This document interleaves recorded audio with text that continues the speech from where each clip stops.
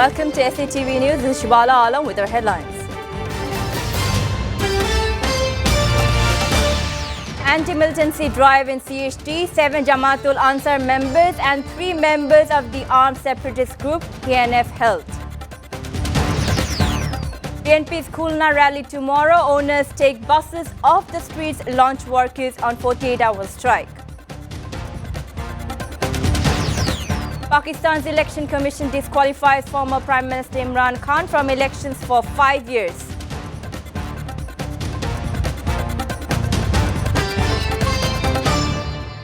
The Rapid Action Battalion RAB on Friday briefed the media about the details of the recent operation in the forested hills of Bandarban and Rangamati that saw the arrest of 10 militants and separatists. The main purpose of the drives by the elite force was to capture those who are taking shelter and taking training there. After tracing their location, Commander Khandakar Al Moin, director of RAB's Legal and Media Wing, told the briefing. The RAB spokesperson disclosed the arrestees, including 7 members of the newly launched militant outfit Jamaatul Ansar Fil, 3 members of the armed separatist group Kuki Chin, National Front KNF from Bandarban and Rangamati. They were arrested on Thursday night, said Commander Moin. RAB started these drives on the area on October 9th. He said the arrestees confessed that they had an agreement with the separatist group KNF to provide them shelter and training in exchange for money.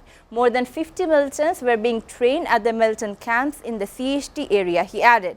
Regarding the tourist ban in Bandarban, the RAB commander said local administration has imposed a temporary restriction on visitors in Ruma and Roangchari upazilas from October 18th morning as the security operation was going on. He said that they will lift the ban once our operation is over here.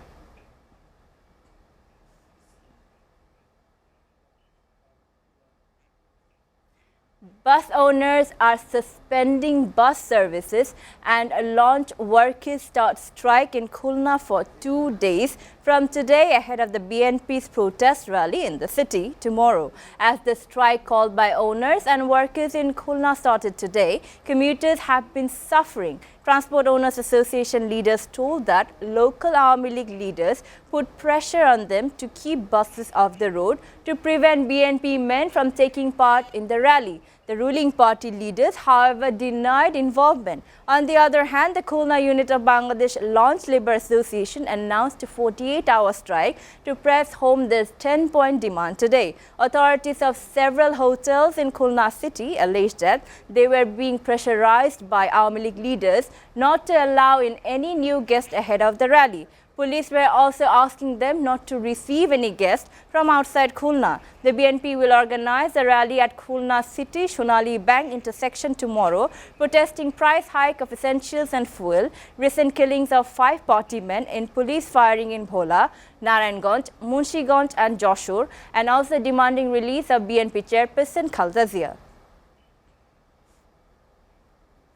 BNP Secretary General Mirza Fakhrul Islam Alamgir has warned that government will have to take full responsibility if any untoward incident takes place in Khulna divisional rally. He said this during a press conference at the party chairperson's Gulshan office this morning. Fakhrul said that the government has already created a reign of terror centering this rally. They are arresting BNP leaders and activists and common people on the streets. He said, I am not urging to create any problems in Khulna rally.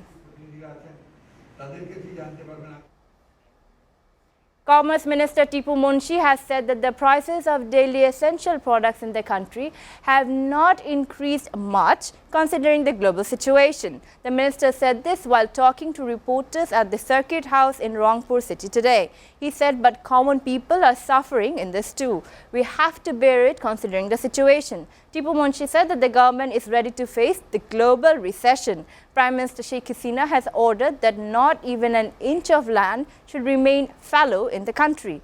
Global recession will be mitigated by increasing food production in the country. Regarding the price of edible oil, the minister said although the price of the edible oil has been reduced in the country, some unscrupulous traders are taking advantage and selling at higher prices. Strict actions will be taken against unscrupulous traders.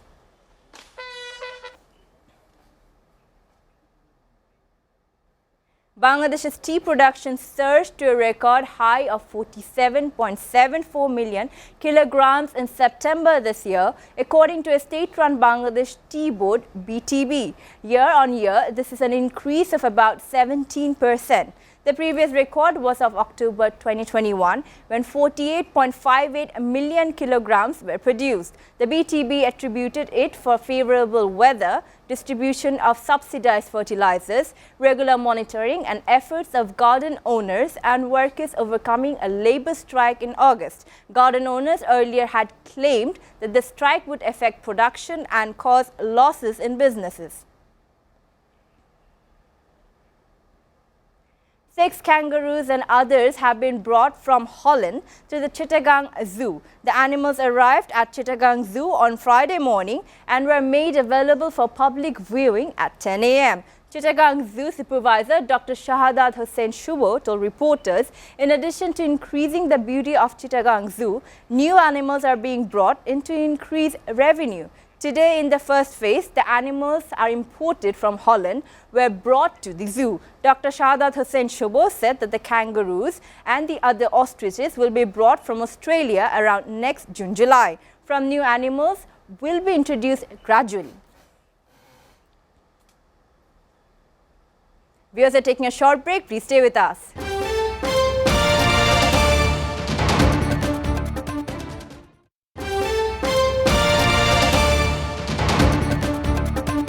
Welcome back. You're watching SATV News.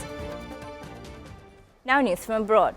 Former Pakistan Prime Minister Imran Khan was disqualified Friday from running for political office for 5 years after the country's election commission ruled the misled officials about gifts he received from foreign leaders while in power. The decision is another twist in political wrangling that began even before Khan's April ouster and is one of the several legal battles being fought by the former international cricket star and his Pakistan Tehreek-e-Insaf (PTI) party. The Election Commission of Pakistan has declared Imran Khan was involved in corrupt practices. Gohar Khan, one of the lawyers, told reporters, adding he had been disqualified for 5 years. He said they are going to challenge it in the Islamabad High Court. According to legal experts, Khan will lose his seat in the National Assembly under the verdict of the Election Commission. The latest decision comes months after the parliament ousted Khan through a no-confidence vote.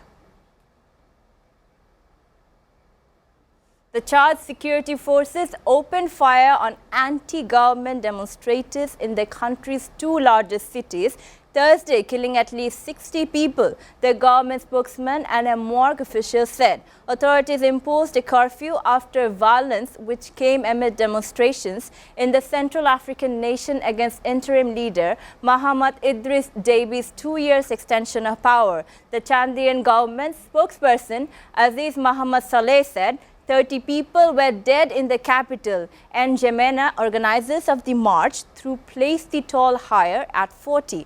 Another 32 protesters were killed in Chad's second largest city, Mondu, according to an official in the city's morgue. The official said, who spoke in condition of anonymity due to the sensitivity of the matter, said more than 60 people were wounded. Other protests were held in the towns of Doba and Sar. Elon Musk plans to lay off most of Twitter's workforce when he becomes owner of the social media company, according to a report Thursday by the Washington Post. Elon Musk has told prospective investors in his Twitter purchase that he plans to cut nearly 75% of Twitter's employee base of 7,500 workers, leaving the company with a skeleton crew, according to the report. The newspaper cited documents and unnamed sources familiar with the deliberations. San Francisco-based Twitter and a representative of Musk's attorney, Alex Spiro, did not immediately respond to messages seeking comment. While job cuts have been expected regardless of the sale, the magnitude of Musk's plan cuts are far more extreme than anything Twitter had planned. Musk himself has alluded to the need to cull some of the company's staff in the past, but he hadn't been a specific number, at least not publicly.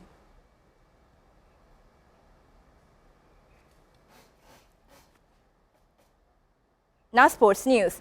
Veteran opener Paul Sterling slammed an unbeaten 66 as Ireland made the 2020 World Cup Super 12 on Friday and sent two-time champions West Indies crashing out in a stunning upset.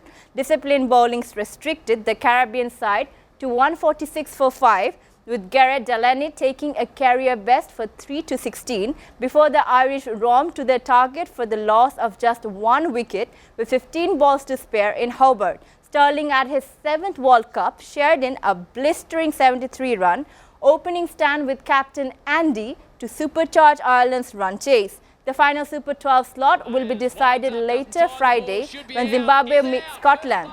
The West Indies won the tournament in 2012 and 16 but came to Australia with a new look team after the likes of Chris, Dwayne Bravo and Kieran retired and Andre was overlooked.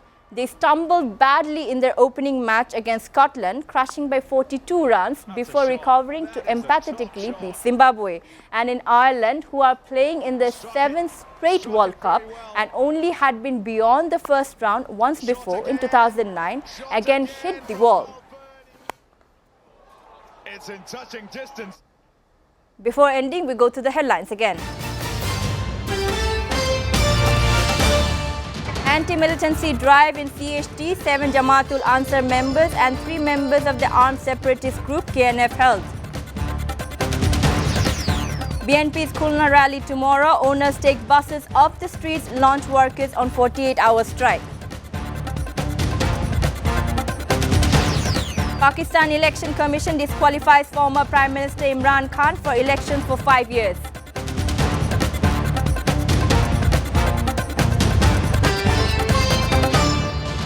You're up to date so far here on SATV News, and to know the latest news, visit www.satv.tv. Stay with SATV.